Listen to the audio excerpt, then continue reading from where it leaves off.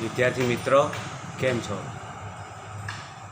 ગયા લેક્ચરમાં આપણે 38મા શ્લોક અધ્યાય 2 સાંખ્યયોગ શ્લોક નંબર 38 સુખે દુઃખે સમે કૃત્વા લાભા લાભૌ જયા જયૌ એ શ્લોકની સમજૂતી સમજ્યા હતા. હવે આજે અધ્યાય 2નો શ્લોક નંબર 39 તમારા પુસ્તકમાં જુઓ. શ્રીમદ ભગવદ્ ગીતા અધ્યાય 2 39 શ્લોક. એસા તે બીતા સાંખ્ય બુદ્ધિ યોગે ત્વિમામ શૃણુ બુદ્ધયા યુક્તો યયા પાર્થ કર્મબંધમ પ્રહાસ્યસી. એસા તે પિતા સાંખ્ય બુદ્ધિર્યોગે ત્વિમામ શૃણુ બુદ્ધયા યુક્તો યયા પાર્થ કર્મબંધમ પ્રહાસ્યસી. એનું ભાષાંતર જોઈ લઈએ.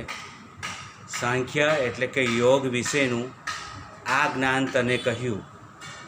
હવે કર્મયોગ વિશેનું આ જ્ઞાન પણ તું સાંભળ. જે જ્ઞાનથી યુક્ત થઈ હે પાર્થ તું કર્મબંધનને ત્યજી દઈશ.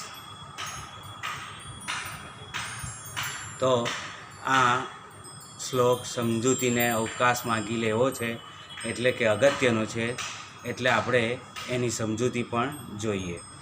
તો અહીં સાંખ્ય યોગ શબ્દ વિશે વિભિન્ન વિચારો ઉદ્ભવ્યા છે. સાંખ્ય અને યોગ શબ્દો વિશિષ્ટ સંદર્ભમાં એનો વિનિયોગ થતો આવ્યો છે. તો પહેલાં જ આપણે મતાંતરોમાં સૌથી પહેલાં લઈશું શંકરાચાર્ય વિશે. તો જગતગુરુ શંકરાચાર્યનું શું માનવું છે એ આ શ્લોકમાં આપણે એની વાત કરીશું.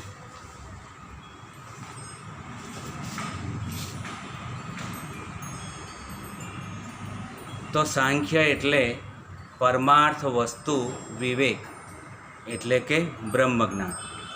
યોગ તત્પ્રાપ્તિ ઉપાય અર્થાત મોક્ષની પ્રાપ્તિનો રસ્તો. તેમના મત પ્રમાણે સાંખ્ય એટલે પરબ્રહ્મનું ઉચ્ચતમ એવું જ્ઞાન, અને યોગ એટલે તે જ્ઞાન પ્રાપ્ત કરવા માટેનું અનુશાસન.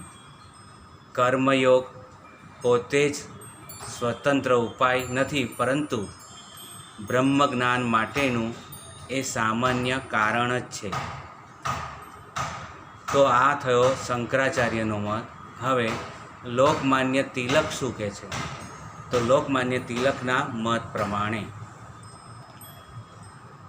તો સાંખ્ય એટલે સંન્યાસ માર્ગ અને યોગ એટલે કર્મયોગ. ગીતામાં નિષ્કામ કર્મ પ્રધાનત્વ અથવા પ્રધાનતયા એને ઉપદેશાયેલ છે. એવી લોકમાન્ય તિલકની પણ માન્યતા છે. એટલે સંન્યાસ ન લેતા જ્ઞાન પ્રાપ્ત થયા પછી પણ નિષ્કામ બુદ્ધિથી હંમેશા કર્મ કરતા રહેવું, તે કર્મયોગનું જ્ઞાન કહેવાની હવે શરૂઆત કરી છે. અને ગીતાના અંતિમ અધ્યાય સુધી અનેક કારણો બતાવી અને અનેક શંકાઓનું નિરાકરણ કરી લોકમાન્ય તિલકે આ માર્ગનું જ પુષ્ટિકરણ કર્યું છે. તો શ્રી વિનોબા નંબર 3 શ્રી વિનોબા ભાવેના મત મુજબ સાંખ્ય બુદ્ધિ એટલે જીવનના સિદ્ધાંતોનું જ્ઞાન. એમના મત પ્રમાણે નંબર 1 આત્માનું અક્ષતૃત્વ, અકર્મત્વ, અપ્રેરકત્વ. નંબર 2 નશ્વર દેહ દ્વારા સ્વધર્મનું અવશ્ય આચરણીયત્વ. પારમાર્થિક જીવનના આ 2 મહાન સિદ્ધાંતોને ગીતા સાંખ્ય બુદ્ધિ ગીતાકાર સાંખ્ય બુદ્ધિ ગણાવે છે અથવા તો કહે છે. યોગ બુદ્ધિ, યોગ વિષયક બુદ્ધિ, જીવનના સિદ્ધાંત અમલમાં આણવાની યુક્તિનું જ્ઞાન એ આ ગીતાની જીવન વિષયક યોજના છે. એમાં પણ વિનોબાજી કહે છે, નંબર 1 સાધન એટલે કે નિશ્ચય, ફળ એટલે કે નિરપેક્ષ એકાગ્રતા, અને 3 સમતા અથવા કર્મ યોગમાંની જે સમાધિ છે, અને નંબર 4 સ્થિર સમાધિ એટલે જ સ્થિત પ્રજ્ઞતા. આમ વિનોબા ભાવે જણાવે છે.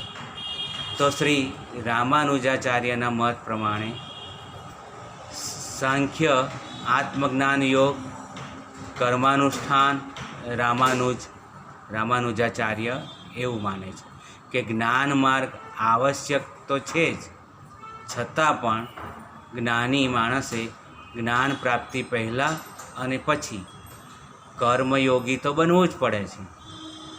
આમ આ શ્લોકમાં વાપરવામાં આવેલ સાંખ્ય અને યોગ શબ્દ તેમના પારિભાષિક અર્થમાં વપરાયા હોય એવું લાગતું નથી.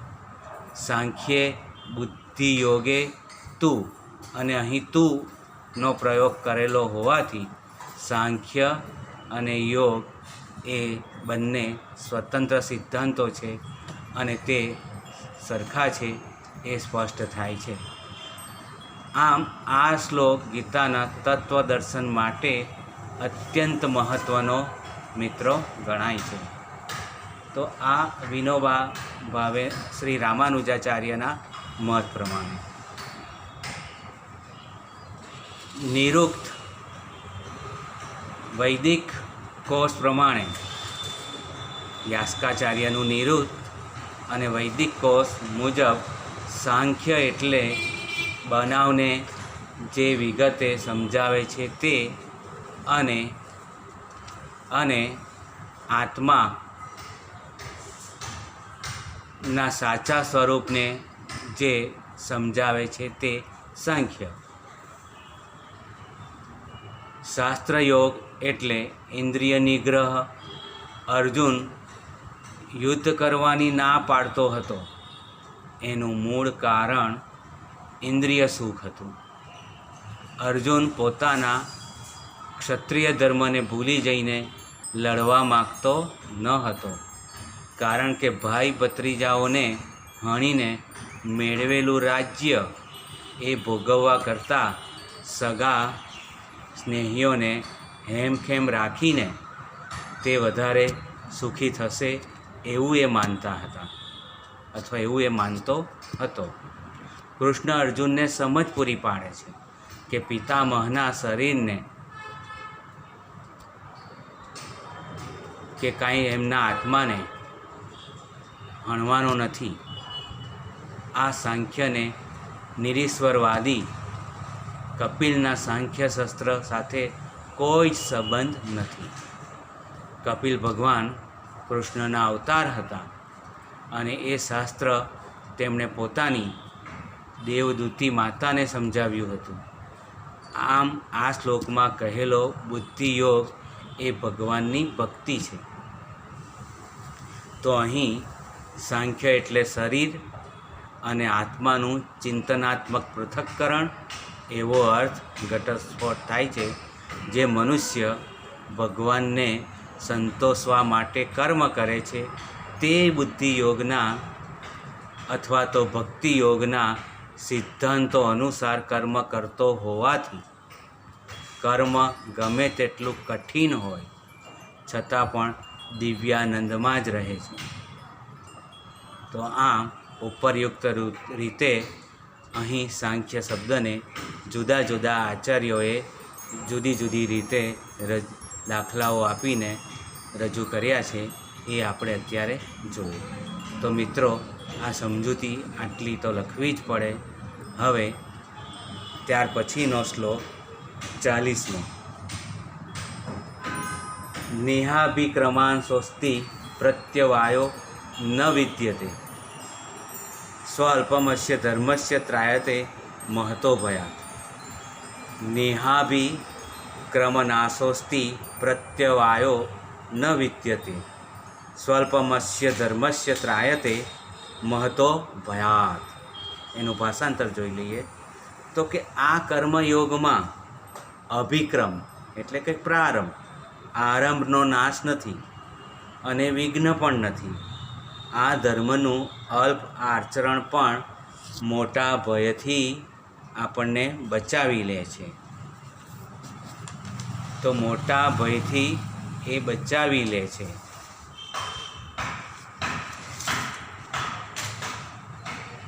તો આ બુદ્ધિ યોગમાં આરંભાયેલ કર્મનો નાશ થતો નથી કે એમાં અવળું પરિણામ પણ આવતું નથી. આ ધર્મનું અલ્પાચરણ પણ મોટા ભયમાંથી બચાવી લે છે. આ ભાષાંતર જોયું.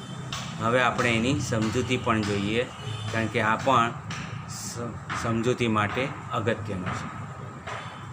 તો કર્મયોગમાં એક જન્મમાં સિદ્ધિ મળે નહીં, છતાં પણ કરેલા કર્મ ક્યારે પણ વ્યર્થ એટલે કે નકામા જતા નથી, પરંતુ તે આગલા જન્મમાં એ વધુ ઉપયોગી થાય છે અને જન્મ એમાં પ્રક્ષેપણ એટલે કે ઉમેરો થતો જાય છે અને આખરે ત્યારે એ પણ સદગતિ પ્રાપ્ત કરે છે.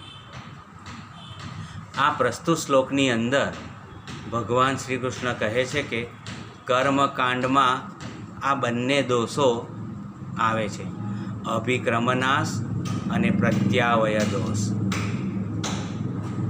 તો મિત્રો, આપણે તમારી આસપાસનું જ એટલે કે તમારું ખેતીને લાયક એવું ઉદાહરણ આપણે લઈએ તો કે આપણે ખેતીનું કામ શરૂ કર્યું હોય તો બીજ વાવ્યા પછી અનાજ પાકે એ ક્રમ પૂરો થયા વિના તેની ફળની પ્રાપ્તિ થતી નથી. એટલે કે પાક લણી લઈએ ત્યારે અથવા તો એ કોથળા ભરીને ઘરે અનાજ દાણો કે ધાન લાવીએ તો એની પહેલાં શું કરવું પડે છે? તો બીજના અંકુર ફૂટી જાય અને ખેડૂત ઘરે જ આવીને બેસી રહે તો એ ચાલતું નથી.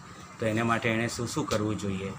તો કે એને ખેડવું જોઈએ, વાવવું જોઈએ, યોગ્ય સમયાંતરે પાણી પાવું જોઈએ, ક્રમ પ્રમાણે ખેતી કર્મ કરતા રહેવું જોઈએ, નકામું ઘાસ નીંદવું જોઈએ, દવાનો છંટકાવ કરવો જોઈએ, યોગ્ય સમયાંતરે ખાતર નાખવું જોઈએ.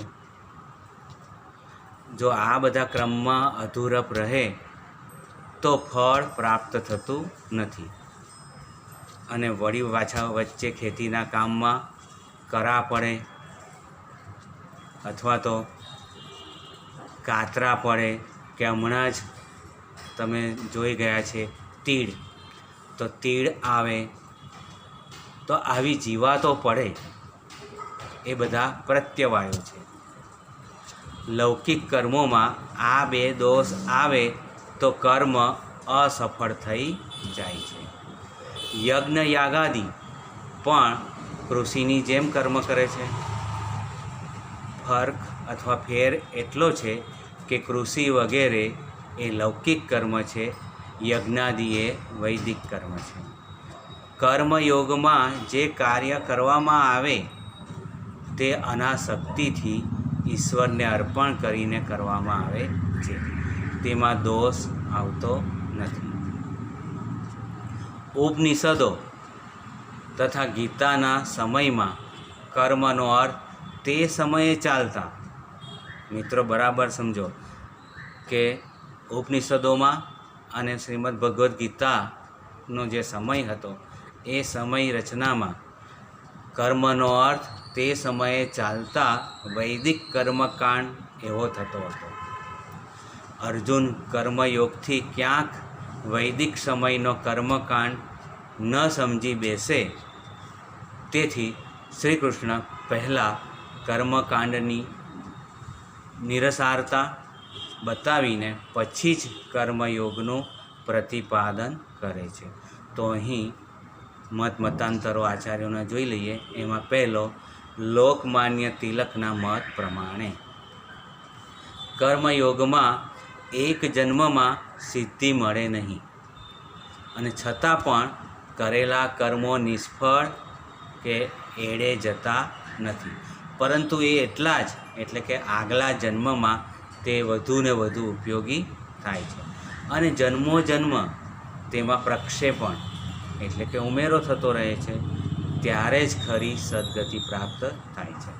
તો શ્રી વિનોબા ભાવેના મત પ્રમાણે નિષ્કામ કર્મયોગમાં કર્મના બાહ્ય આકારનું મહત્ત્વ નથી, પરંતુ અંદરની નિષ્કામ એવી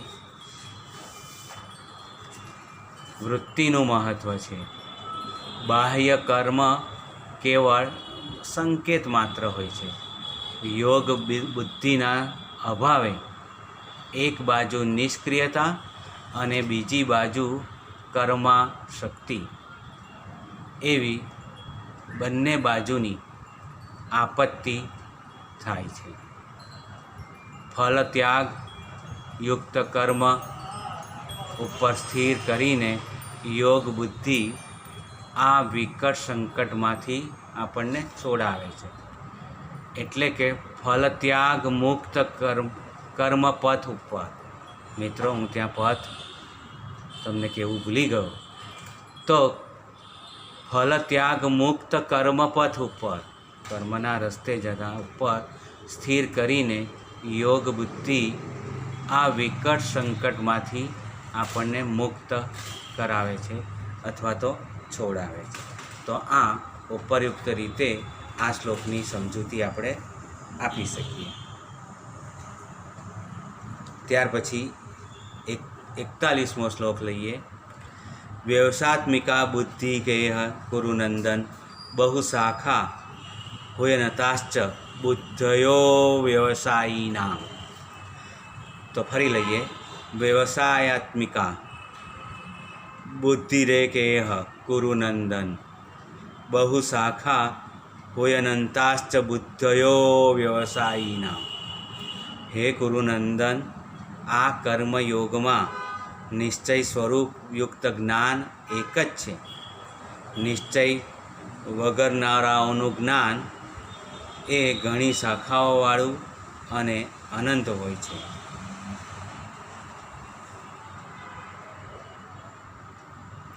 તો ફળની પરવા કર્યા વિના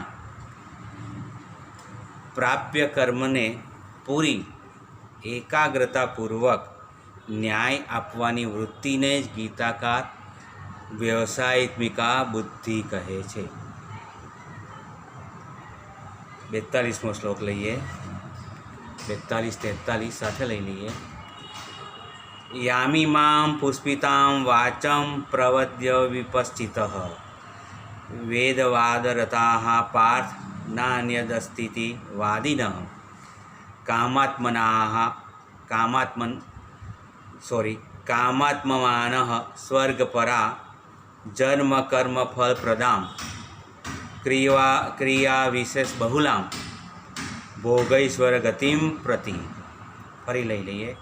યામી મામ પુષ્પિતામ વાચમ પ્રવત્ય વિપશ્ચિતઃ વેદવાદરતાઃ પાર્થ ન્યાદસ્તિતિ વાદિનઃ કામાત્માનઃ સ્વર્ગપરા જન્મ કર્મ ફલ પ્રદામ ક્રિયા વિશેષ બહુલામ ભોગૈશ્વર્ય ગતિમ પ્રતિ. હે પાર્થ, હે અર્જુન, જેઓ કામનાઓમાં મશગુલ છે, તન્મય રહે છે અને સ્વર્ગ તથા સ્વર્ગના સુખોને અતિ પરમ વસ્તુરૂપે માનનારા વેદ વાક્યોમાં રત થઈને આના કરતાં કોઈ અન્ય વસ્તુ છે નહીં એવું કહેનારા અવિવેકીઓ જન્મ પર્યંત કર્મના ફળો આપનારી આ ભોગ તથા ઐશ્વર્યવાળી ગતિ પામવા માટે કર્મકાંડની અનેક પ્રકારની ક્રિયાઓનું વર્ણન કરનારી વેદની અર્થવાદવાળી, જેમાં પુષ્કળ ફળોની લાલચો બતાવેલી છે, તેવી આ પુષ્પિતા એટલે કે ફળ વગરની વાણી એ લોકો બોલ્યા કરે છે. શ્લોક નંબર 44. ભોગૈશ્વર પ્રસક્તાનાં તયા પરહુ ચેતસાં વ્યવસાત્મિકા બુદ્ધિ સમાધૌ ન વિધીયતે. ભોગ અને ઐશ્વર્યમાં આસક્ત અને તેનાથી હણાઈ ગયેલા ચિત્તવાળા તે અવિવેકીઓની બુદ્ધિ સમાધિમાં સ્થિર થઈ શકતી નથી. તો મિત્રો, 45મો શ્લોક આપણે આવતા લેક્ચરમાં લઈશું, કારણ કે એ ભાષાંતર અને સમજૂતી માટે અગત્યનો છે. એટલે અહીં આપણે આજે અટકીએ છીએ.